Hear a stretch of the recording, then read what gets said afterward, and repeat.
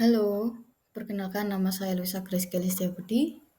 Pada hari ini saya akan menjelaskan tentang profesi animator.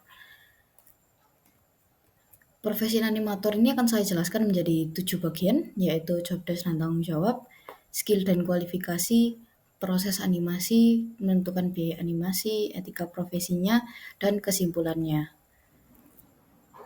Job desk dari animasi ini dibagi menjadi dua hal pertama-tama, yaitu gayanya.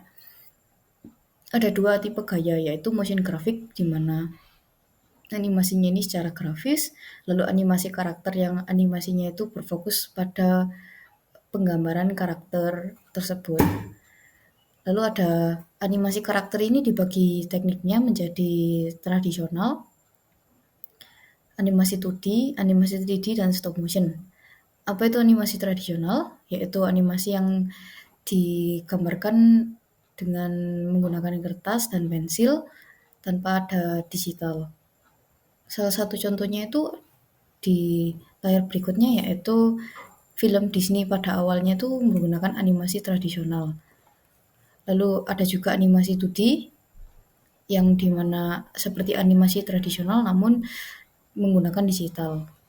Salah satu contohnya adalah Tom and Jerry, dan selanjutnya ada animasi 3D yang dimana animasi tersebut tuh mempunyai kayak bentuk ruang yang ada, jadi kayak bentuk 3D dan menggunakan digital. Salah satu contohnya adalah Finding Nemo, dan yang terakhir ada stop motion. Stop motion ini adalah animasi yang dianimasikan dengan menggerakkan benda-benda yang nyata namun benda mati, dan difoto perlahan, digerakkan perlahan sehingga seolah dia hidup.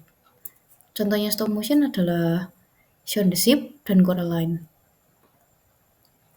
Lalu dibagi juga dengan gerak. Gerak ini adalah teknik dari animasinya tersebut. Semisal animasi 2D dianimasikan secara frame by frame. Apa itu frame by frame? Frame by frame itu adalah menganimasikan secara per frame. Jadi setiap framenya itu bisa menjadi beda, bisa menjadi sama.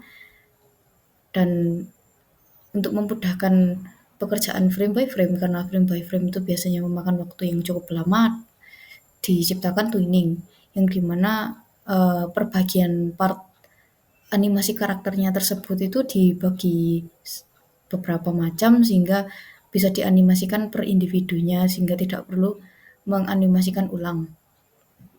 Lalu ada rigging.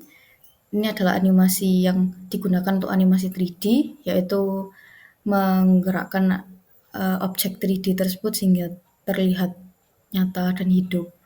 Lalu untuk motion capture ini digunakan untuk teknik stop motion, yang dimana dia itu memfoto setiap frame yang karakter tersebut tuh digerakkan perlahan-lahan. Lalu ada media. Media ini adalah penggunaan animasi di beberapa macam, yaitu ada di film dan TV, semisal kayak anime atau kayak anime di Crunchyroll itu termasuk di bagian film, yaitu juga ada game yang dimana ada karakter-karakter 3D yang bergerak, NPC, lalu iklan yang biasanya menggunakan motion graphic yang seperti iklan-iklan korporat, lalu ada edukasi yang biasanya juga menggunakan animasi karakter ataupun juga motion graphic, dan media sosial. Lalu ada juga UI UX dan augmented reality atau virtual reality. Lalu software yang digunakan itu adalah macam-macam. Biasanya mereka menggunakan software dari Adobe. Ada Photoshop, ada Illustrator, ada Editor, ada Blender, ada CSP, ada Maya, Unity, Unreal Engine, dan Toon Boom. Nah, software-software ini bermacam-macam karena tergantung dari teknik penggunaannya.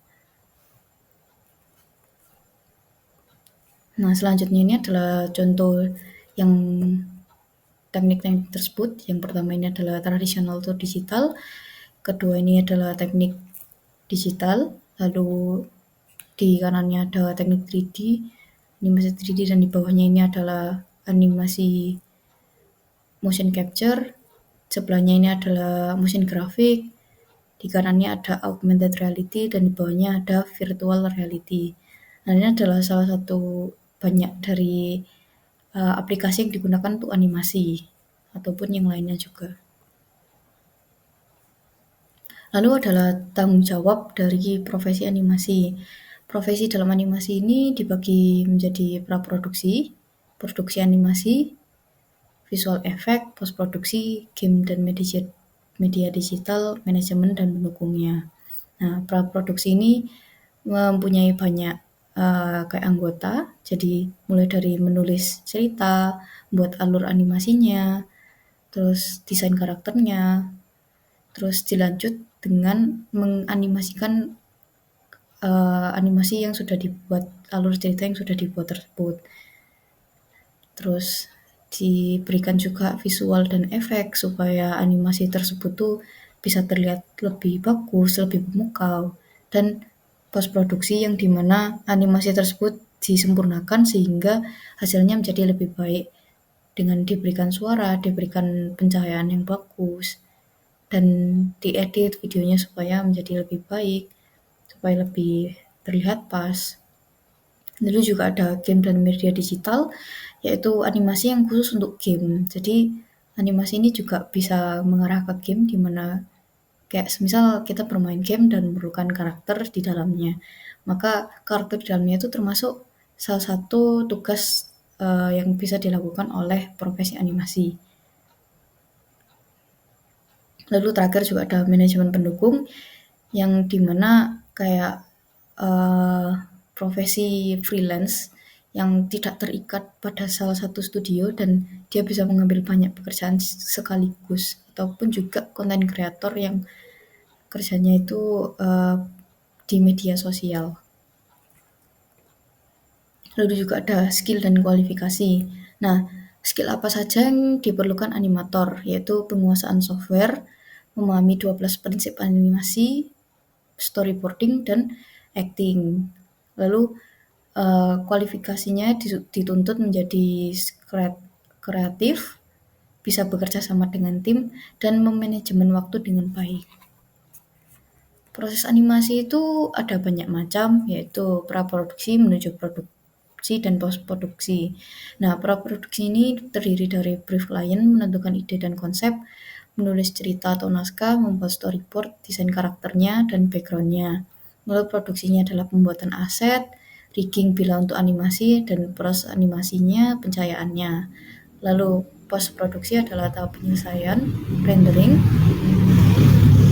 editing video, penambahan suara atau musik, revisi, dan final output yang nanti menjadi penyelesaian animasi tersebut. Nah, ini adalah contoh-contoh produksinya, tahap-tahapannya. Lalu selanjutnya adalah menentukan biaya. Nah, biaya ini dibagi menjadi banyak hal. Kenapa kok bisa bermacam-macam, yaitu durasi animasinya, tingkat kesulitannya, apakah dia menggunakan 2D atau 3D, detail karakternya seperti apa, memerlukan efek apa aja, deadline-nya singkat apa panjang, jumlah revisinya berapa, tenaga kerjanya yang diperlukan berapa, penggunaan software-nya apa, dan hak penggunaan atau kayak IP yang digunakan. Nah, biaya ini bisa dihitung per detik, per menit, atau per proyek. Etika profesi. Nah, dalam membuat animasi ini ada beberapa kode etik yang harus ditaati, yaitu jujur kepada kemampuan sendiri, menjaga kualitas dan profesionalisme, menghargai karya orang lain. Lalu dalam memilih proyek ada menolak proyek yang tidak baik, yaitu melanggar hukum, SARA, dan nilai moral, tidak menerima proyek yang mencontoh proyek orang lain, karena dipandang buruk dalam dunia seni. Lalu bekerja dengan klien, itu harus berkomunikasi yang jelas dan sopan, menepati deadline, transparan soal biaya dan revisi, dan tidak menyalahgunakan aset klien.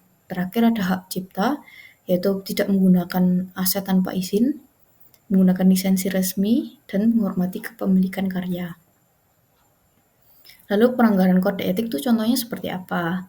Ada mengambil karakter atau animasi orang lain tanpa izin, jadi kita mencuri IP atau intellectual property, lalu menggunakan musik yang sudah berhak cipta tanpa lisensi, lalu menjual ulang aset klien untuk proyek lain, walaupun kliennya bilang tidak boleh, mengklaim karya tim sebagai karya pribadi, menjiplak gaya visual animator lain secara ekstrim, atau bisa dibilang dibuat mirip, tidak menepati kontrak atau deadline tanpa alasan yang jelas.